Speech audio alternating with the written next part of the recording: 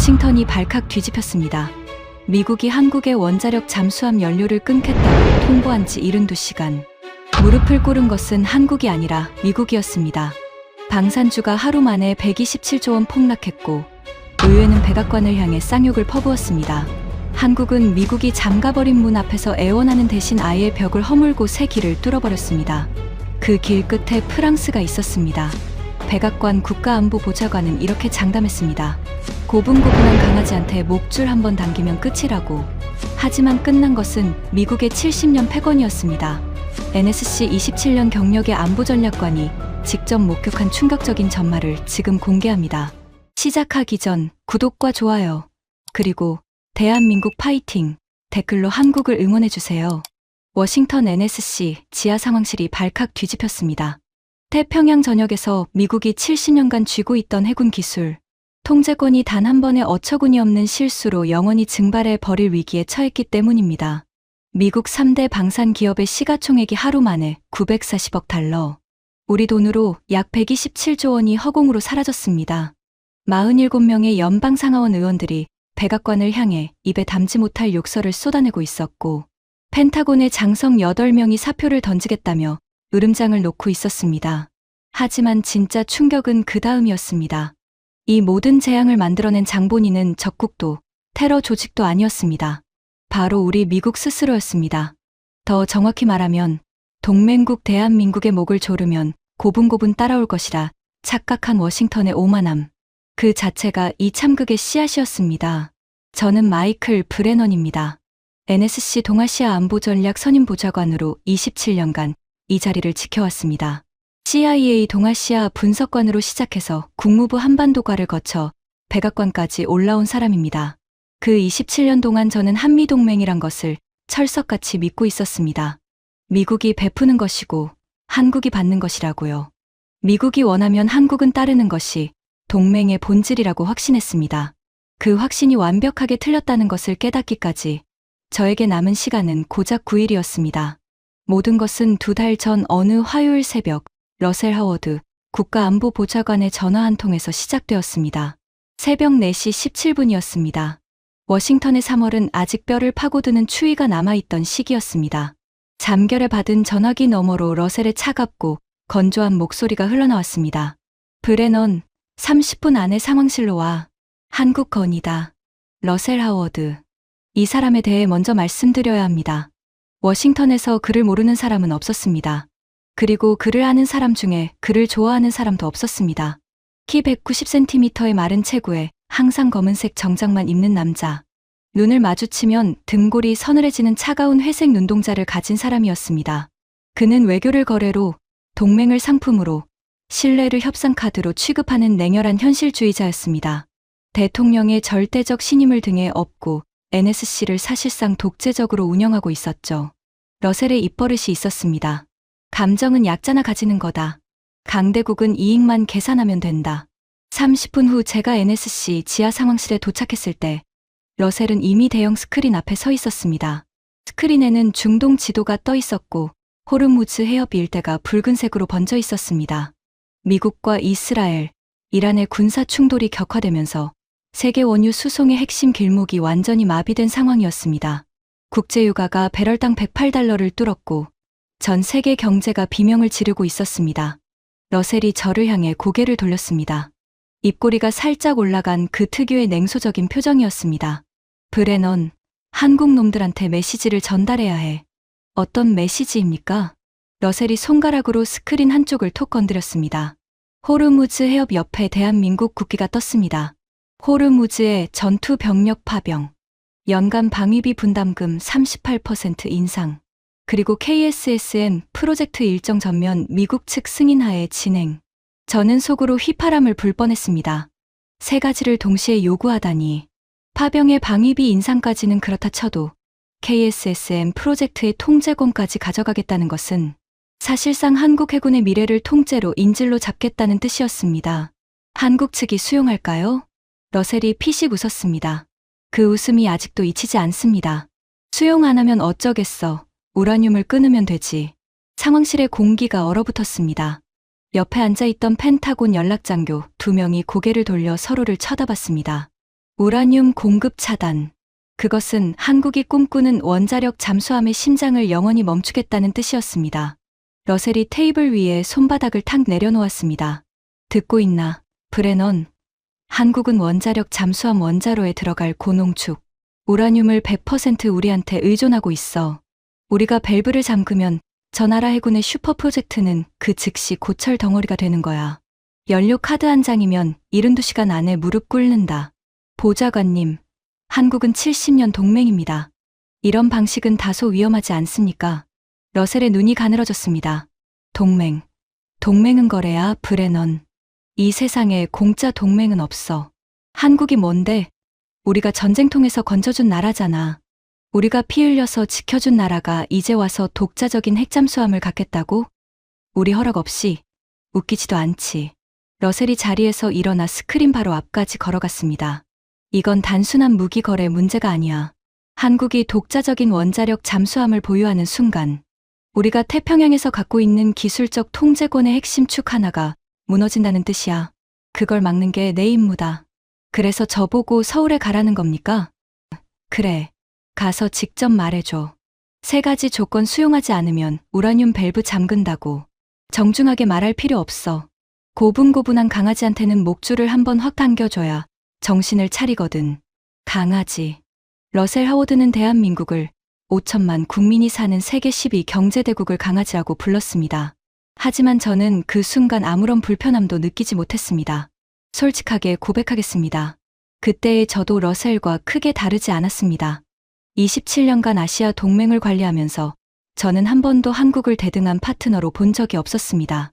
한국은 우리가 보호해주는 나라였고, 우리가 허락해주는 만큼만 성장하는 나라였고, 우리가 방향을 잡아주면 그 길을 따라 걷는 나라였습니다. 적어도 저는 그렇게 믿었습니다. 48시간 뒤, 저는 오산 공군기지에 내렸습니다. 3월에 한국은 아직 차가운 바람이 불었습니다. 공군기지 활주로에 발을 내딛는 순간 칼바람이 코끝을 찌르듯 파고들었습니다. 주한 미 대사관에서 보낸 검은색 SUV가 대기하고 있었고, 뒷좌석에는 서울지부 연락관이 기다리고 있었습니다.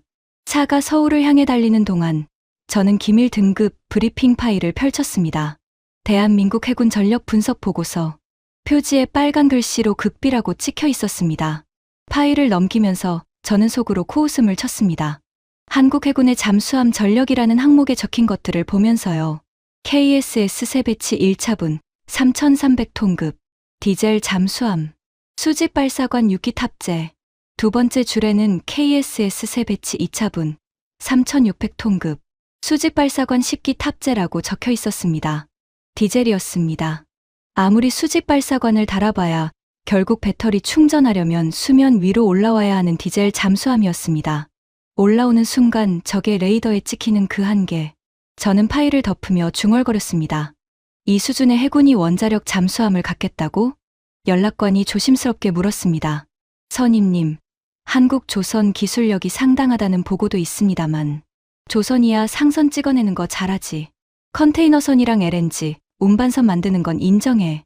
하지만 원자력 추진 잠수함은 차원이 다른 이야기야.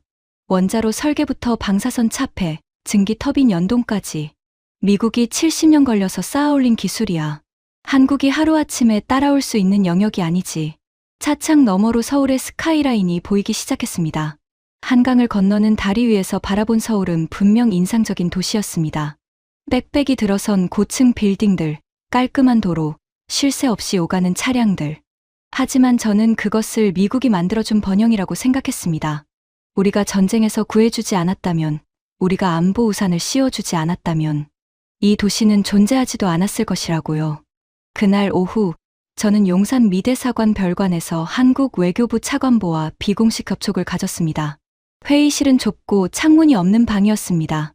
형광등 불빛 아래로 한국 측 인사 3명이 이미 자리를 잡고 앉아 있었습니다.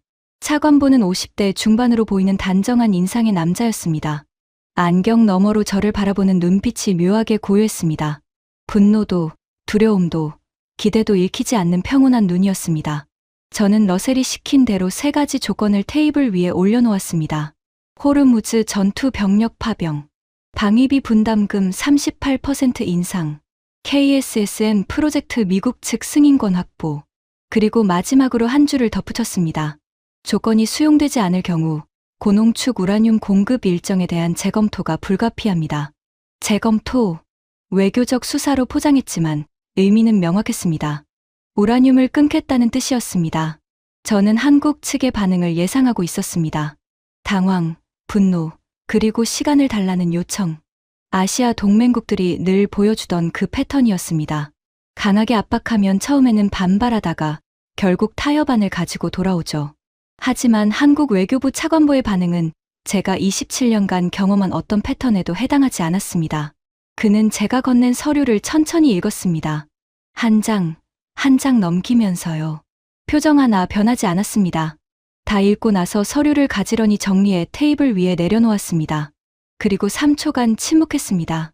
그 3초가 어찌나 길게 느껴지던지 형광등이 윙하고 우는 소리가 귀에 박힐 정도였습니다.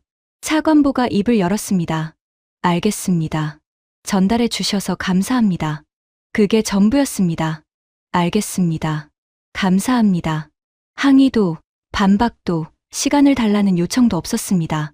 마치 오늘 날씨가 흐리다는 이야기를 들은 것처럼 담담하게 수용한 것입니다. 저는 속으로 당황했습니다. 이건 무기력한 수용이 아니었습니다. 차관보의 눈을 다시 봤습니다. 고요했지만 그 안에 뭔가가 있었습니다. 두려움이 아닌 다른 것. 마치 이미 모든 것을 알고 있는 사람의 여유 같은 것이었습니다. 회의가 끝나고 대사관으로 돌아오는 차 안에서 저는 이상한 불안감에 사로잡혔습니다. 뱃속 깊은 곳에서 무언가가 꿈틀거리는 느낌이었습니다. 왜 저렇게 담담하지?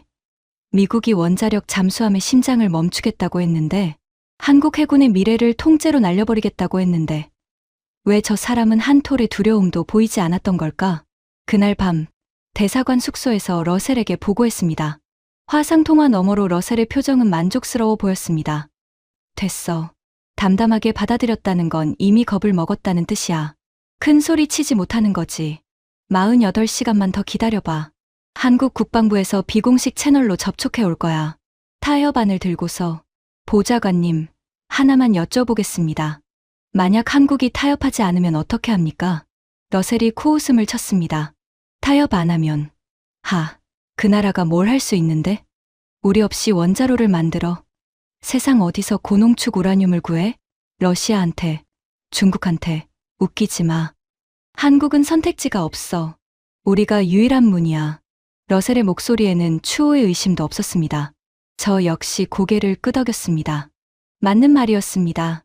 논리적으로, 객관적으로 모든 데이터가 그것을 뒷받침했습니다. 한국에게는 미국 외에 다른 선택지가 없었습니다. 적어도 우리는 그렇게 믿고 있었습니다. 48시간이 지났습니다. 러셀이 장담했던 한국의 비공식 접촉은 오지 않았습니다. 72시간이 지나도 마찬가지였습니다. 대사관 전화는 조용했고 한국 국방부의 어떤 채널에서도 신호가 오지 않았습니다. 대신 그 72시간 동안 벌어진 일은 제27년 경력을 송두리째 뒤흔든 것이었습니다. 서울 도착 4일째 되는 날 새벽, CIA 서울 지부장이 대사관 숙소 문을 두드렸습니다. 잠옷 차림에 머리가 헝클어진 채로 문을 열었더니 지부장의 얼굴이 하얗게 질려 있었습니다. 선임님, 지금 즉시 보셔야 할 것이 있습니다. 그가 건넨 태블릿 화면에 떠있던 한 줄의 문장. 그것을 읽는 순간 제 손끝이 차갑게 얼어붙었습니다. 심장이 한 박자 멈추는 느낌이었습니다.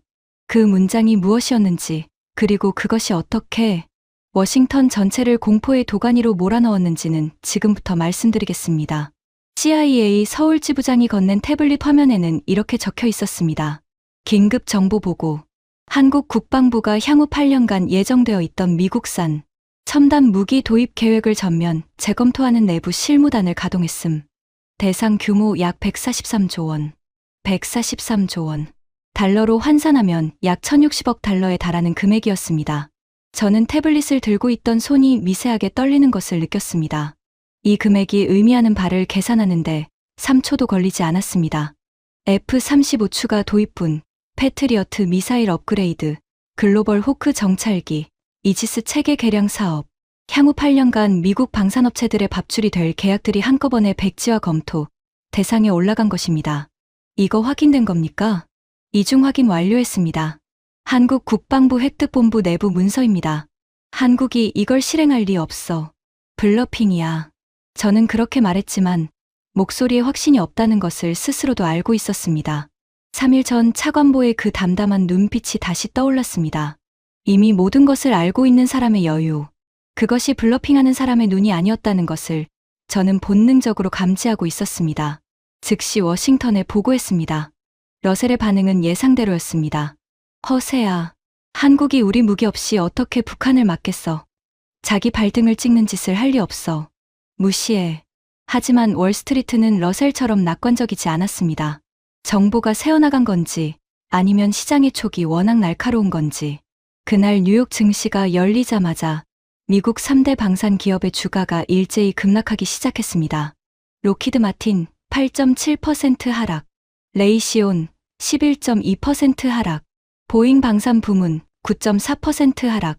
하루 만에 미국 방산 빅3의 시가총액에서 약 630억 달러, 우리 돈으로 85조 원이 증발했습니다. 펜타곤에서 전화가 빗발치기 시작했습니다. 해군 참모 차장이 직접 러셀에게 연락해 도대체 한국에 무슨 짓을 한 거냐고 다그쳤다는 소식이 들려왔습니다. 미상원 군사위원회 소속 의원 23명이 연명으로 백악관에 항의 서한을 보냈습니다.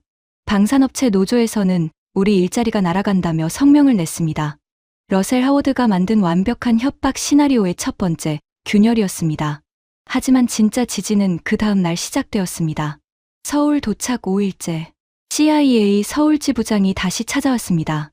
이번에는 얼굴이 하얀 정도가 아니라 거의 잿빛이었습니다. 선임님, 프랑스입니다. 프랑스? 한국 외교부 제1차관이 3일 전부터 파리에 체류 중입니다. 프랑스 원자력 에너지 위원회 그리고 오라노 본사와 접촉한 정황이 포착되었습니다. 그 단어를 듣는 순간 뒤통수를 세게 얻어맞은 것 같았습니다. 관자놀이가 욱신거리기 시작했습니다. 오라노. 프랑스의 국영 원자력 기업. 우라늄 농축부터 핵연료 가공, 사용 후 핵연료 재처리까지 원자력의 전 주기를 독자적으로 보유한 세계 유일의 기업체였습니다. 그리고 프라마톰. 원자로 설계의 세계적 권위자. 왜 프랑스인지 즉시 이해했습니다. 서방 국가 중에서 프랑스만이 유일하게 저농축 우라늄 기반의 원자력 잠수함을 운용하고 있었습니다. 농축도 20% 미만. 이것은 국제핵벽산 조약에 저촉되지 않는 수준이었습니다. 미국이 고농축 우라늄이라는 올가미로 한국의 목을 조르고 있는데 프랑스의 저농축 기술을 가져오면 그 올가미 자체가 무의미해지는 것입니다. 한국이 우리를 우회하려 한다고? 그렇게 보입니다. 등줄기를 차가운 것이 타고 내렸습니다. 처음 느끼는 종류의 한기였습니다. 에어컨 때문이 아니었습니다. 27년간 쌓아온 확신에 금이 가는 소리가 들린 것이었습니다. 즉시 러셀에게 보고했습니다. 화상 통화를 연결하자 러셀의 표정이 살짝 변하는 것을 봤습니다. 하지만 금방 원래대로 돌아왔습니다. 프랑스가 감히? 마크롱, 그 녀석이 우리 뒤통수를 칠 배짱이 있을 리 없어. 나토 동맹국이잖아. 미국을 적으로 돌리면서까지 한국을 도울 이유가 뭐가 있어? 보좌관님, 프랑스는 원자력 수출에 구군을 걸고 있습니다. 오라노의 해외 수주 실적이 3년째 하락 중이고 한국은 세계 최고의 조선 인프라를 가진 나라입니다. 프랑스 입장에서 한국은 최적의 파트너일 수 있습니다. 그래서 뭐? 프랑스가 기술을 넘겨준다고. 자기네 핵잠수함 원자로 기술을 그냥 아시아 나라한테 줘. 완전 이전이 아니라 공동개발 형태라면 가능합니다. 프랑스가 설계를 제공하고 한국이 건조와 양산을 맡는 구조요. 프랑스도 이득이고 한국도 이득인 거죠. 러셀이 잠시 침묵했습니다. 5초, 10초. 러셀이 침묵하는 것을 본 적이 거의 없었습니다. 그 남자는 항상 즉각 반응하는 사람이었거든요. 브레넌. 프랑스거는 내가 직접 막아.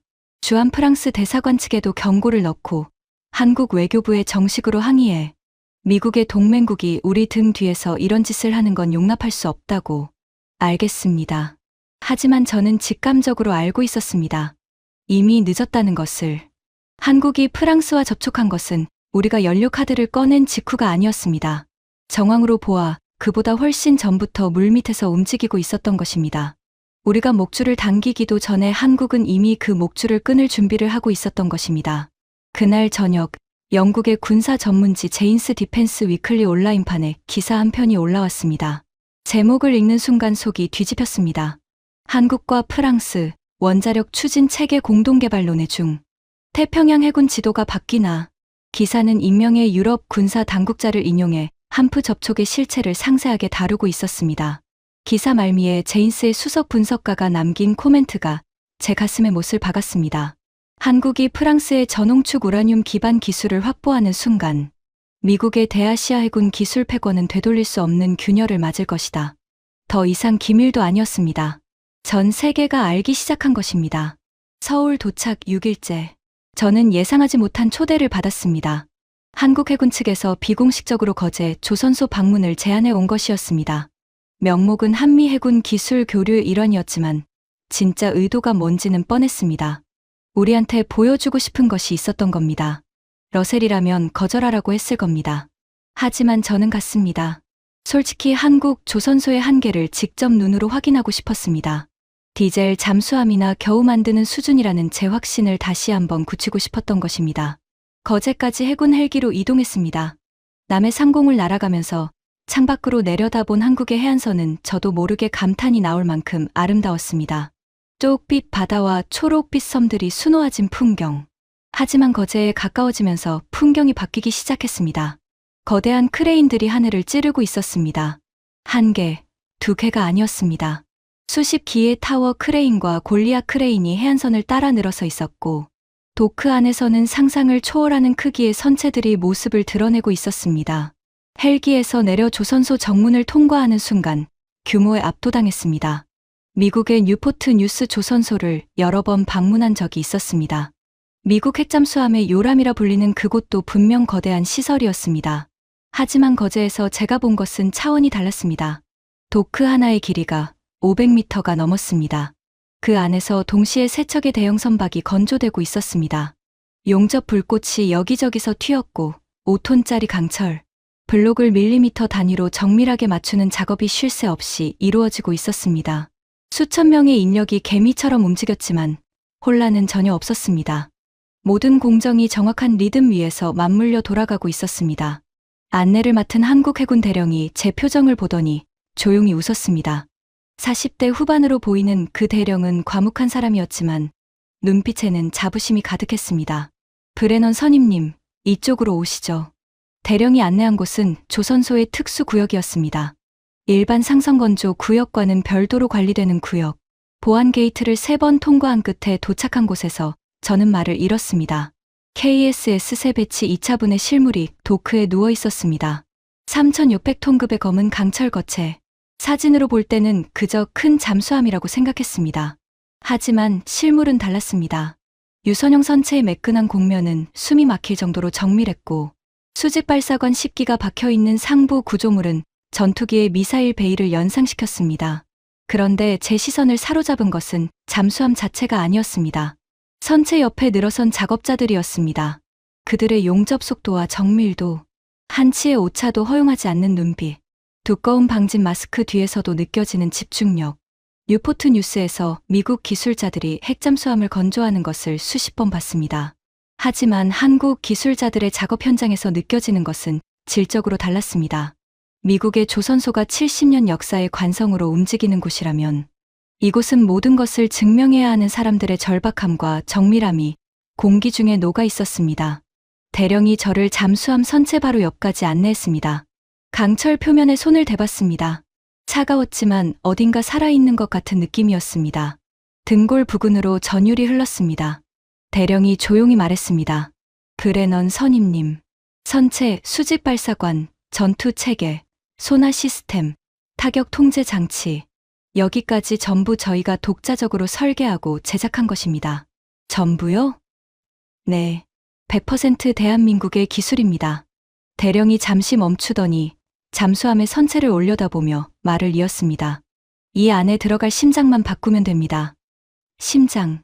원자로를 뜻하는 말이었습니다.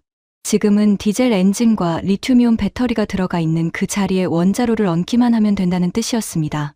그 순간 깨달았습니다. 한국은 미국의 원자력 잠수함을 만들어 달라고 구걸하는 것이 아니었습니다. 그들은 이미 잠수함의 거의 모든 것을 완성해 놓고 있었습니다. 부족한 것은 오직 하나. 원자로 연료뿐이었습니다. 그리고 바로 그 하나를 미국이 인질로 잡고 있었던 것이고 한국은 프랑스를 통해 그 마지막 퍼즐을 채우려 하고 있었던 것입니다. 껍데기만 있고 알맹이가 없는 나라라고 생각했습니다. 그런데 현실은 정반대였습니다. 알맹이는 이미 완성되어 있었고 우리가 쥐고 있던 것은 고작 포장지 한 장에 불과했던 겁니다. 조선소를 나오는 길에 대령이 마지막으로 한마디를 덧붙였습니다. 선임님, 저희는 아무것도 없던 시절에 맨손으로 배를 만들던 사람들의 후손입니다. 누군가가 문을 닫으면 저희는 벽을 뚫습니다. 헬기를 타고 서울로 돌아오는 동안 한마디도 할 수 없었습니다.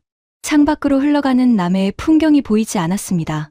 머릿속에서 27년간 쌓아온 확신들이 하나씩 무너지는 소리가 들렸습니다.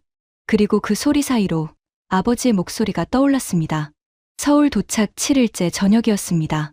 호텔 방에서 캐서린 박 부차관보와 독대하는 자리가 마련되었습니다. 캐서린은 국무부 동아시아 태평양 부차관보로 한국계 미국인 3세였습니다. 워싱턴에서 한반도 전문가로 꼽히는 인물이었죠. 평소에는 철저하게 미국 입장에서 일하는 사람이었지만 이번 건에 대해서는 무언가 다른 느낌을 받고 있었습니다. 캐서린이 호텔 라운지 구석 자리에 앉으며 말을 꺼냈습니다. 브레넌 선임, 솔직하게 말씀드려도 되겠습니까? 해봐. 이 작전은 실패하고 있습니다. 아직 결과가 나온 게 아니야. 캐서린이 태블릿을 꺼내 테이블 위에 올려놓았습니다. 제가 정리한 데이터를 봐주세요. 화면에는 일목요연하게 정리된 표와 그래프가 떠 있었습니다. 한국의 조선 기술력입니다. 고부가 가치 선박 수주 세계 점유율 71%, LNG 운반선 수주 점유율 84%, 해양 플랜트 건조 능력 세계 1위, 잠수함 선체 제조에 필요한 고장력 특수강, 자체 생산 능력 보유, 잠수함용 리튬이온 배터리 독자 개발 완료. 캐서린이 화면을 넘겼습니다. 원자력 기술 축적 현황입니다.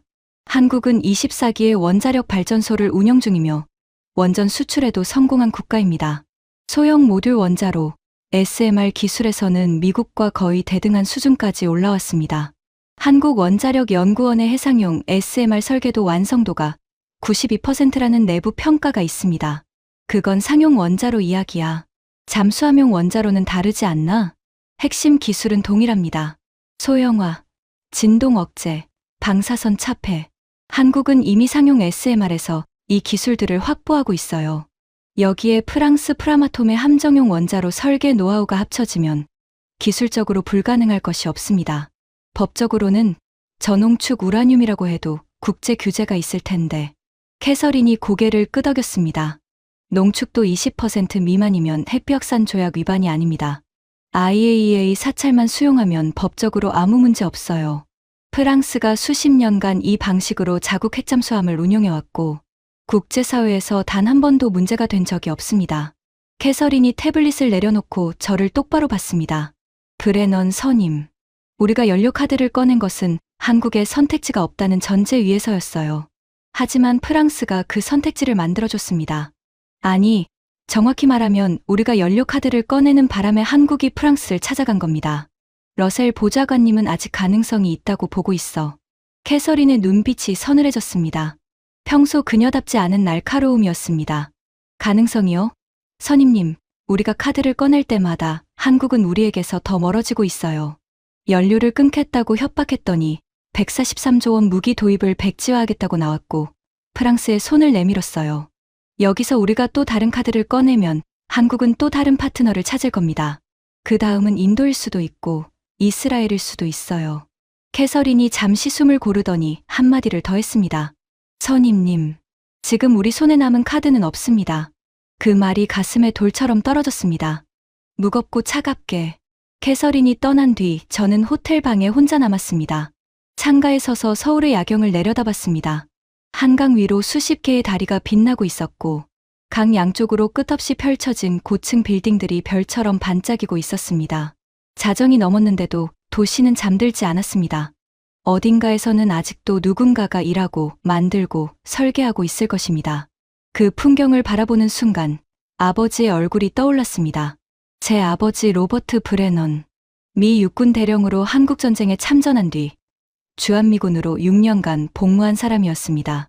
아버지는 한국에 대해 자주 이야기했습니다. 제가 어릴 때부터요. 저녁 식탁에서, 주말 드라이브 중에, 크리스마스 저녁에도 늘 같은 이야기였습니다. 마이클, 내가 처음 한국에 갔을 때 그 나라는 아무것도 없었다. 길도 없고 다리도 없고 공장도 없었어. 폭격으로 모든 게 불타고 난 뒤였으니까. 근데 그 사람들은 울지 않더라. 아버지는 숟가락을 내려놓고 먼 곳을 바라보곤 했습니다. 울지 않고 뭘 했냐면 말이야. 손으로 벽돌을 날랐어. 맨손으로. 기계가 없으니까 사람이 기계가 된 거지. 여자들은 아이를 등에 업고 시멘트를 날랐고 노인들은 망치를 들고 돌을 깼어. 영하 20도에 얼어붙은 한강 위에서 다리 교각을 세우는 걸 봤는데 그때 콧등이 시큰해지더라. 아버지는 한국을 떠난 뒤에도 한국 소식을 놓지 않았습니다. 한국이 고속도로를 깔았다는 뉴스에 감격했고 한국이 자동차를 만들기 시작했다는 뉴스에 무릎을 쳤고 한국이 반도체 세계 1위가 되었다는 뉴스에는 눈물을 글썽이기까지 했습니다. 아버지가 알츠하이머 진단을 받은 것은 제가 NSC에 입성한 직후였습니다. 기억이 흐려지기 전에 아버지가 제게 편지를 남겼습니다. 흔들리는 필체로 쓴 그 편지의 마지막 문단을 저는 지금도 외우고 있습니다. 마이클, 내가 한국에 대한 임무를 맡게 되면 부디 기억해라. 그 나라 사람들을 벼랑 끝으로 몰면 그들은 떨어지는 게 아니다. 날개를 만든다. 아무것도 없는 폐허에서 세계 10위 경제를 일으킨 사람들이야. 그들을 절대 과소평가하지 마라. 저는 그 편지를 27년간 책상 서랍 깊숙이 넣어두고 살았습니다. 읽지 않았습니다. 아버지의 한국 사랑은 참전 용사 특유의 감상에 불과하다고 치부했습니다.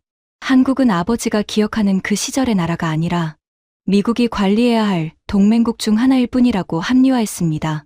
하지만 지금 서울의 야경을 내려다보며 깨달았습니다. 아버지가 맞았습니다. 미국이 연료를 끊겠다고 벼랑 끝으로 몰았더니 한국은 떨어지지 않았습니다. 프랑스와 손잡고 날개를 만들고 있었습니다. 143조 원의 무기 도입을 백지화하겠다는 배짱을 보여줬습니다. 거제 조선소에서 세계 최고 수준의 잠수함을 독자적으로 만들어내고 있었습니다. 27년간 무시했던 아버지의 유언이 지금 이 순간 현실이 되고 있었습니다. 눈시울이 뜨거워졌습니다. 아버지의 흔들리던 필체가 눈앞에 아른거렸습니다. 맨손으로 벽돌을 나르던 한국인들의 모습이 거제 조선소의 기술자들과 겹쳤습니다. 70년 전에도 지금도 그들은 같은 사람들이었습니다. 하지만 감상에 젖어 있을 시간이 없었습니다. 서울 도착 8일째 아침. 세계가 뒤집혔습니다. 한프 정상 공동선언이 발표된 것입니다. 프랑스 대통령이 서울을 방문했습니다. 한국 대통령과 단독 정상회담을 가진 뒤 두 정상이 나란히 기자회견장에 섰습니다. 전 세계 카메라 앞에서 발표된 공동선언의 핵심은 이것이었습니다. 한국과 프랑스는 전홍축 우라늄 기반 해양 원자력 추진 체계의 공동 개발에 합의한다. 프랑스 오라노와 프라마토미 기술을 제공하고 한국이 건조와 양산을 맡는다. 핵연료 전주기 협력을 포함한 포괄적 원자력 파트너십을 구축한다.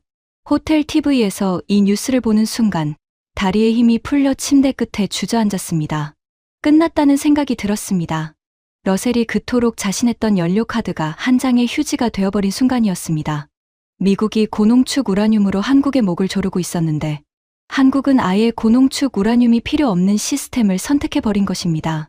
우리가 잠가놓은 문을 부수는 것이 아니라 문 옆의 벽을 통째로 허물고 새로운 길을 뚫어버린 것입니다. 즉시 워싱턴으로 전화를 걸었습니다. 러셀을 연결해달라고 했지만 비서가 말했습니다. 하워드 보좌관님은 현재 NSC 긴급회의 중이십니다. 연결이 불가합니다. 끊고 나서 CNN을 켰습니다. 속보 자막이 흐르고 있었습니다. 미 방산 빅3주가 장중 15% 이상 폭락, 로키드 마틴 거래 일시 정지, 미 상원 군사위 긴급 청문회 소집, 숫자가 눈앞에서 춤을 추었습니다. 하루 전 이미 630억 달러가 증발한 상태에서 추가 폭락이 이어지고 있었습니다. 이틀 동안의 누적 손실이 940억 달러, 127조 원을 넘어서고 있었습니다. 그리고 제인스 디펜스의 새로운 분석 기사가 올라왔습니다. 미국은 한국을 통제하는 유일한 문직이라고 착각했다. 하지만 한국과 프랑스의 결합은 백악관이 잠가버린 문 옆에 아예 고속도로를 뚫어버린 격이다. 이것은 미국의 아시아 해양 패권에 대한 사망 선고의 시작이다. 일본 측 정보도 들어오기 시작했습니다.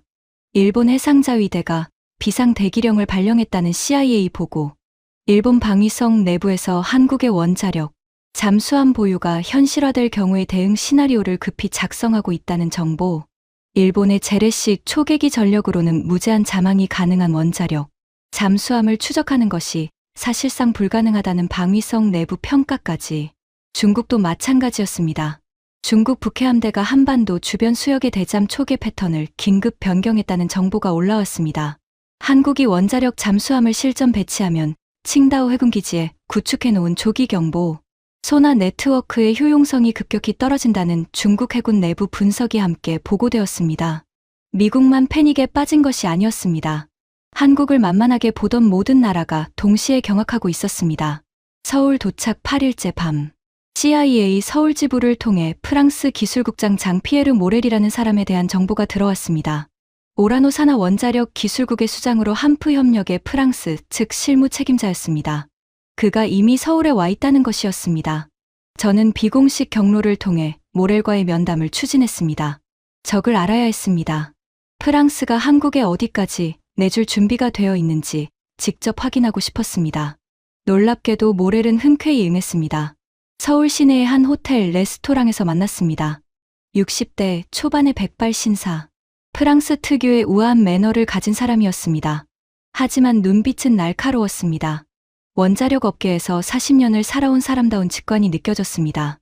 인사를 나눈 뒤 단도직입적으로 물었습니다. 모렐 국장, 프랑스가 한국의 원자로 기술을 넘기는 겁니까? 모렐이 와인잔을 내려놓으며 미소를 지었습니다. 넘기는 것이 아닙니다. 브레넌 선임. 함께 만드는 겁니다. 프랑스가 설계의 뼈대를 제공하고 한국이 건조와 시스템 통합을 담당합니다.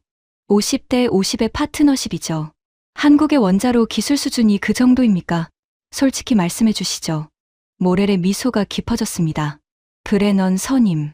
저는 이번에 한국원자력연구원을 직접 방문했습니다. 그리고 솔직히 놀랐습니다. 뭐가요? 한국의 SMR 설계 완성도가 우리 예상보다 훨씬 높았습니다. 소형 원자로의 핵심인 증기발생기 통합 설계, 피동 안전 개통, 진동 제어 시스템. 이것들이 이미 실증 단계에 와 있더군요. 우리 프랑스가 함정용 원자로에서 40년 걸려 도달한 지점에 한국은 상용 원자로 기술을 기반으로 8년 안에 도달할 수 있을 겁니다. 8년이요? 모렐이 고개를 끄덕였습니다. 어쩌면 더 빠를 수도 있습니다. 한국 엔지니어들의 작업 속도와 집중력은 제 경력 40년을 통틀어 본 적이 없는 수준이었습니다.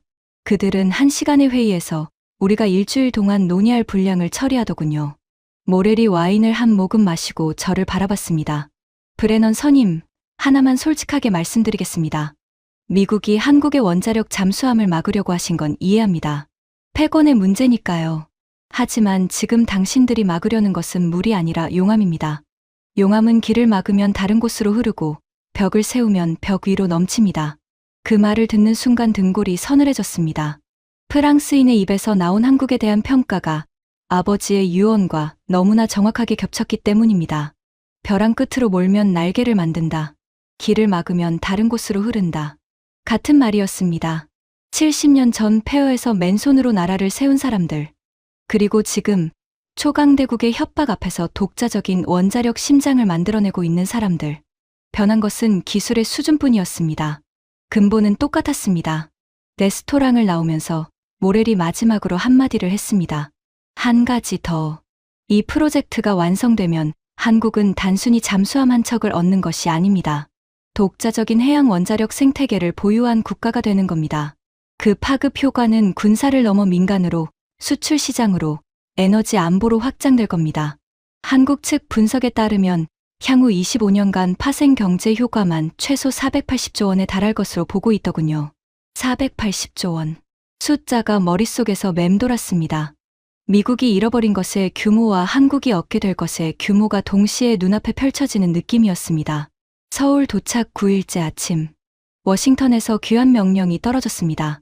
러셀 하워드가 직접 전화해서 말했습니다. 목소리에 평소의 냉소가 없었습니다. 처음 듣는 톤이었습니다. 지친, 그리고 어딘가 불안한 목소리. 브레넌, 돌아와. NSC 긴급회의에 참석해야 해. 대통령이 직접 주재한다. 상황이 어떻습니까? 3초간 침묵이 흘렀습니다. 러셀 하워드가 말을 고르는 것을 들어본 적이 없었습니다. 최악이야.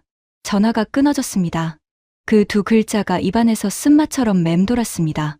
오산 공군기지로 향하는 차 안에서 창밖을 바라봤습니다. 서울의 아침, 출근길 인파가 지하철역으로 쏟아져 들어가고 빌딩 사이로 햇살이 쏟아지고 커피숍 앞에 줄을 선 사람들이 폰을 들여다보고 있었습니다. 이 나라는 평온했습니다. 미국이 연료를 끊겠다고 협박하고 워싱턴이 패닉에 빠지고 전 세계 방산 시장이 요동치는 와중에도 이 나라의 아침은 평범하게 흘러가고 있었습니다. 그것이 가장 무서웠습니다. 흔들리지 않는다는 것, 벼랑 끝에서도 일상을 지킨다는 것, 그것이야말로 아버지가 말했던 한국인들의 진짜 힘이었습니다. 비행기가 이륙하면서 한반도가 발 아래로 멀어져 갔습니다. 창밖으로 작아지는 서울을 내려다보며 생각했습니다. 나는 9일 전 이 나라를 길들이러 왔다. 그리고 지금 길들여진 것은 내 27년의 확신이었다.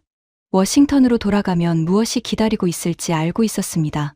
의회의 분노, 방산업체의 비명, 펜타곤의 긴급회의, 그리고 러셀 하워드의 얼굴, 그 모든 것 앞에서 저는 진실을 말해야 했습니다. 27년간 한 번도 하지 않았던 말을, 우리가 틀렸다고. 워싱턴 NSC 지하 상황실. 14시간의 비행 끝에 도착한 그곳은 제가 떠날 때와 완전히 다른 공기를 품고 있었습니다. 복도부터 달랐습니다. 평소에는 정장 차림의 참모들이 커피잔을 들고 여유롭게 오가던 복도가 전쟁터처럼 변해 있었습니다. 서류를 아는 보좌관들이 뛰어다니고 어디선가 전화기 너머로 고함이 들려왔습니다. 누군가의 목소리가 벽을 뚫고 나왔습니다. 상원 군사위가 청문회를 잡았다고? 이번 주 안에? 상황실 문을 열고 들어서는 순간 47개의 시선이 일제히 저를 향해 꽂혔습니다. 연방상하원 의원 대표 8명, 펜타곤 고위 장성 6명, NSC 참모진 15명, 국무부 관료 7명, 정보기관 간부 11명, 워싱턴의 안보 권력이 한 방에 모여 있었습니다. 그리고 테이블 정중앙에 러셀 하워드가 앉아 있었습니다. 처음에는 저를 보지 않았습니다. 스크린에 떠 있는 숫자들을 응시하고 있었습니다. 스크린에는 실시간으로 미국 방산주 시세가 흐르고 있었고 모든 종목이 빨간색이었습니다. 이틀간 누적 손실 940억 달러. 그 숫자가 화면 한가운데서 시뻘겋게 빛나고 있었습니다. 러셀이 천천히 고개를 들었습니다. 저와 눈이 마주쳤습니다. 그 순간 저는 27년간 한 번도 보지 못한 것을 러셀의 얼굴에서 봤습니다. 당혹. 러셀 하워드가 당혹해하는 얼굴. 늘 모든 것을 통제하고 모든 것을 계산하고 모든 것 위에 군림하던 그 남자의 눈 속에 처음으로 제어되지 않는 감정이 일렁이고 있었습니다. 상원 군사위 소속 의원 하나가 먼저 입을 열었습니다. 얼굴이 불그락푸르락 달아올라 있었습니다. 브레넌 선임, 당신이 서울에서 도대체 뭘 한 거요? 한국이 프랑스와 손잡은 건 당신이 가서 연료 협박을 한 직후라면서? 의원님, 한국은 우리가 협박하기 전부터 대안을 준비하고 있었습니다. 그걸 왜 사전에 파악 못한 거요? 또 다른 의원이 끼어들었습니다. 한국이 143조 원 무기 도입을 백지화하면 내 지역구 군수공장에서만 4,000명이 길거리에 나앉아. 4,000명이야. 누가 책임질 건데? 펜타곤의 중장 한 명이 테이블을 쳤습니다. 책임 문제 전에 상황 파악부터 합시다. 한국이 프랑스 기술로 원자력 잠수함을 실제로 만들 수 있는 겁니까? 모든 시선이 저에게 집중되었습니다. 47개의 눈동자가 저를 관통하듯 바라봤습니다. 저는 숨을 깊이 들이켰습니다. 이 방에 있는 사람들 대부분은 아직 현실을 인정하지 않고 있었습니다. 한국은 블러핑을 하고 있다고, 프랑스는 끝까지 가지 않을 것이라고, 미국이 압력을 높이면 한국이 결국 돌아올 것이라고 믿고 싶어하는 사람들이었습니다. 하지만 9일간 서울에서 목격한 것들이 제 등을 밀어주었습니다. 거제 조선소의 압도적 기술력, 한국 외교부의 흔들리지 않는 눈빛, 프랑스 기술국장의 경탄, 캐서린의 데이터, 그리고 아버지의 유언. 만들 수 있습니다. 상황실이 조용해졌습니다. 한국은 이미 잠수함의 선체, 무장, 전투 체계, 소나 시스템을 100% 독자 기술로 완성해 놓았습니다. 부족한 것은 원자로뿐이었고 프랑스가 그 마지막 퍼즐을 채워줬습니다. 한국의 SMR 기술 완성도는 92% 수준이며 프랑스 프라마톰의 함정용 설계와 결합하면 8년 내 실전 배치가 가능하다는 것이 현장 평가입니다. 8년. 그 사이에 우리가 막을 수 있는 방법은 없습니다. 제 입에서 그 말이 나오는 순간 상황실의 온도가 2도쯤 내려간 느낌이었습니다. 한국은 저농축 우라늄을 사용합니다. 농축도 20% 미만이라 핵비확산 조약 위반이 아닙니다. 법적으로 제재할 근거가 없습니다. 외교적으로 압박하면 한국은 이미 143조 원의 미국산 무기 도입을 백지화할 각오를 보여줬습니다. 우리가 더 압박할수록 한국은 더 멀어질 것입니다. 러셀 하워드가 처음으로 입을 열었습니다. 프랑스를 막으면 되잖아. 나토 동맹 관계를 걸고 마크롱을 압박하면. 저는 고개를 저었습니다. 보좌관님, 한프 공동선언은 이미 전 세계에 발표되었습니다. 프랑스가 이것을 번복하면 국제사회에서 프랑스의 신뢰도가 무너집니다. 마크롱이 그 리스크를 감수할 리 없습니다. 그리고 설령 프랑스를 막는다 해도 다음은 인도가 될 수 있고 이스라엘이 될 수도 있습니다. 한국이 원자력 잠수함을 갖겠다는 의지를 꺾는 것은 이제 불가능합니다. 상원 의원 한 명이 의자 등받이에 몸을 기대며 한숨을 내쉬었습니다. 펜타곤 장성 2명이 고개를 떨궜습니다. 러셀 하워드의 얼굴이 돌처럼 굳었습니다. 입술이 실처럼 가늘어졌습니다. 그래서 내 결론이 뭔데, 브레넌? 저는 러셀을 똑바로 봤습니다. 27년간 이 사람의 지시를 따랐습니다. 이 사람이 설계한 전략을 실행했습니다. 이 사람의 냉소를 진리처럼 받아들였습니다. 하지만 지금은 달랐습니다. 이 작전의 전제가 틀렸습니다. 러셀의 눈이 좁아졌습니다. 한국은 우리가 통제할 수 있는 나라가 아닙니다.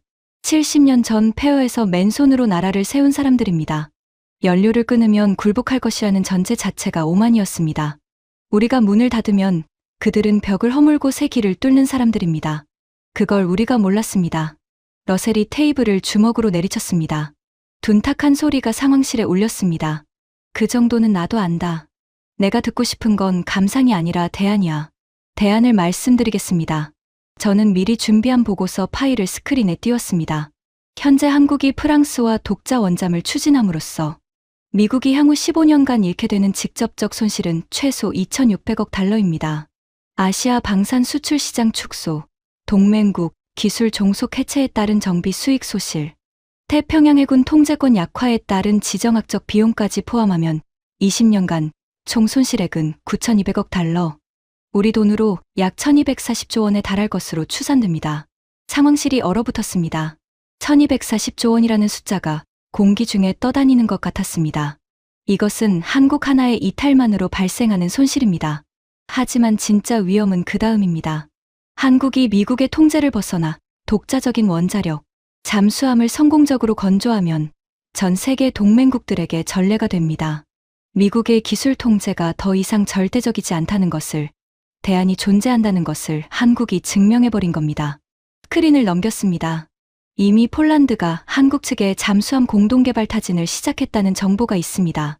사우디아라비아도 비밀리에 서울에 특사를 보냈습니다.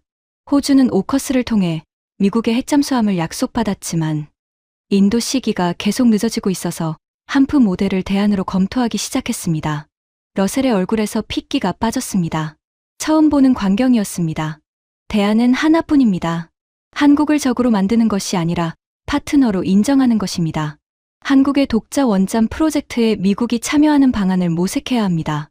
배제가 아니라 협력으로 방향을 전환하지 않으면 미국은 태평양에서의 모든 것을 잃게 됩니다. 러셀이 입을 열려 했습니다. 하지만 상원 군사위 위원장이 먼저 말했습니다. 브레넌 선임의 분석이 맞소. 우리가 연료를 무기로 쓴 순간 동맹의 신뢰를 스스로 깨부순 것이오. 깨진 신뢰를 회복하는 것이 최우선이오. 하나둘 고개를 끄덕이는 사람들이 늘어났습니다. 펜타곤의 중장이, 국무부의 차관이, 정보기관의 국장이, 러셀 하워드를 제외한 거의 모든 사람이 현실을 받아들이기 시작했습니다. 러셀은 아무 말 없이 상황실을 나갔습니다. 문이 닫히는 소리가 유난히 크게 울렸습니다. 회의가 끝난 뒤 저는 사무실로 돌아와 최종 보고서를 작성했습니다. 제목은 이렇게 적었습니다. 한국 원자력 잠수함 프로젝트에 대한 미국의 전략적 대응 방향 재검토. 하지만 그 보고서의 진짜 제목은 따로 있었습니다. 공식 문서에는 적지 못하는 제 마음속의 제목. 27년간의 오만에 대한 참회록. 보고서를 쓰는 내내 아버지의 얼굴이 떠나지 않았습니다. 알츠하이머가 진행되기 전 마지막으로 뵀을 때 아버지는 이미 제 이름도 기억하지 못하고 계셨습니다. 하지만 한 가지는 기억하고 계셨습니다. 한국 사람들은 대단해. 맨손으로 다리를 놓던 사람들이야. 아버지에게 한국은 기억의 마지막까지 남아있는 나라였습니다. 제가 27년간 관리 대상으로, 통제 대상으로, 때로는 압박 대상으로만 바라봤던 그 나라를 아버지는 평생 존경하고 계셨던 것입니다. 보고서의 마지막 문단을 쓸 때 키보드 위에 손가락이 멈추었습니다. 무엇을 써야 할지 알고 있었지만 그것을 공식 문서에 적는다는 것이 27년간의 제 경력을 부정하는 행위라는 것도 알고 있었습니다. 하지만 써야 했습니다. 동맹을 협박의 도구로 사용한 순간 미국은 태평양의 주도권을 스스로 내려놓았다. 한국은 미국이 잠가놓은 문을 부수는 대신 벽 자체를 허물고 새로운 길을 만들었다. 이것은 한국의 승리가 아니라 미국의 오만이 만들어낸 자업자득이다. 우리는 동맹을 관리하려 했지만 진정한 동맹은 관리하는 것이 아니라 존중하는 것이었다. 엔터 키를 눌렀습니다. 보고서가 NSC 내부 시스템에 업로드되었습니다. 의자에 등을 기대고 천장을 올려다봤습니다. 형광등의 하얀 빛이 눈을 찔렀습니다. 나는 9일 전 한국을 길들이러 갔다. 그리고 돌아와서 패배 보고서를 쓰고 있다. 하지만 이상하게도 마음이 가벼웠습니다. 27년간 짊어지고 있던 무언가를 내려놓은 기분이었습니다. 책상 서랍을 열었습니다. 27년 전 넣어두고 한 번도 꺼내지 않았던 아버지의 편지가 있었습니다. 누렇게 바랜 종이, 흔들리는 필체, 편지를 꺼내 다시 읽었습니다. 이번에는 한 글자도 빠뜨리지 않고 마이클, 한국에 대한 임무를 맡게 되면 부디 기억해라. 그 나라 사람들을 벼랑 끝으로 몰면 그들은 떨어지는 게 아니다. 날개를 만든다. 아버지, 당신이 맞았습니다. 27년이나 걸려서 죄송합니다. 지금 이 순간에도 거제의 조선소에서는 강철이 깎이고 있을 것입니다. 한국원자력연구원의 실험실에서는 소형 원자로의 마지막 퍼즐이 맞춰지고 있을 것입니다. 파리에서 서울로, 서울에서 거제로 기술과 의지가 쉬지 않고 흐르고 있을 것입니다. 미국이 잠가놓은 문은 이미 의미를 잃었습니다. 한국은 자신만의 길을 뚫었습니다. 그 길 위에서 태평양의 새로운 질서가 만들어지고 있습니다. 대한민국은 더 이상 누군가의 허락을 구하는 나라가 아닙니다. 스스로의 심장으로 뛰고 스스로의 힘으로 바다를 가르고 스스로의 의지로 미래를 설계하는 나라입니다.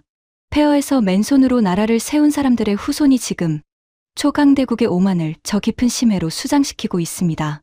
이것이 제가 서울에서 목격한 진실입니다. 그리고 이것이 워싱턴이 영원히 잊지 말아야 할 교훈입니다. 동맹은 관리하는 것이 아닙니다. 존중하는 것입니다. 그것을 잊은 순간 잃는 것은 동맹이 아니라 자기 자신입니다. 지금까지 NSC 27년 경력의 안보 전략관이 서울에서 목격한 충격적인 이야기였습니다. 대한민국의 저력이 자랑스러우시다면 이 이야기를 널리 공유해 주세요. 여러분의 관심이 우리나라의 힘이 됩니다. 구독과 좋아요도 부탁드립니다. 지금까지 터칭 스토리였습니다. 감사합니다.